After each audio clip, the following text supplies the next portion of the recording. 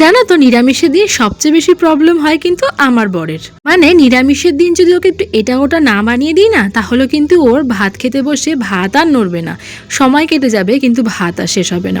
সেই জন্য চেষ্টা করি মাঝে মাঝে নিরামিষের দিন ওর পছন্দ মতো কিছু রান্না করার। নিরামিষের ভালো জিনিস মানেই তো হয় পনির বা আরও অনেক কিছু আছে, তবে পনির মানে বেশ ভালো জিনিস। আর তার উপরে আছে কিন্তু এই ফ্রাইড রাইস, যেটা কিন্তু ও যে কোনো ধরনের রাইস না ভীষণ ভালো খায়। সেই জন্য একটা কম্বিনেশন বানিয়েছিলাম। আমি ফার্স্টে করেছিলাম কিন্তু কিছু সবজি কেটে নিয়েছিলাম, ঘরে ছিল আলু, ছিল বিনস, ছিল গাজর আর ক্যাপসিকাম। তো সেই জন্য প্রথমে আলু আর গাজরগুলোকে ভেজে নিয়েছি, তারপরে কিন্তু বিনস আর কিন্তু ক্যাপসিকামগুলোকে হালকা নাড়াচাড়া করে নিয়েছি। তার মধ্যে দিয়ে দিয়েছি কাজু বাদাম আর টক দইয়ের একটা পেস্ট। পরে ঘরে থাকা বেসিক মশলাগুলো যেমন জিরের গুঁড়ো, হলুদ গুঁড়ো, লঙ্কার গুঁড়ো সব কিছু দিয়ে একটু নাড়াচাড়া করে নিয়েছি। আর মশলা থেকে যখন তেল ছেড়ে যাবে দিয়ে দিয়েছি কিন্তু ওই কেটে রাখা পনিরগুলো কিন্তু আমি কোনো রকমভাবেই ভাজিনি।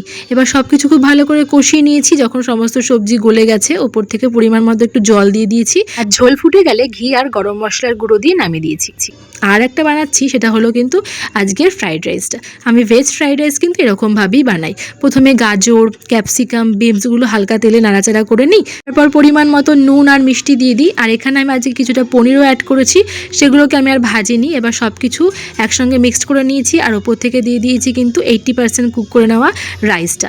আর সমস্ত কিছু খুব ভালো করে মিশিয়ে নিয়ে ওপর থেকে গোলমরিচ গুঁড়ো, ঘি আর গরম মশলার গুঁড়ো দিয়ে হালকা নাড়াচাড়া করে নিলে কিন্তু রেডি মিক্সড ভেজ পনির আর কিন্তু মিক্সড ভেজ রাইস। তো দেখো এবার পনিরটা কতটা সফট হয়েছে। আর এটাই ছিল কিন্তু আমাদের সেদিনকে লাঞ্চের মেনু। তো চলো আজকের মতো টাটা।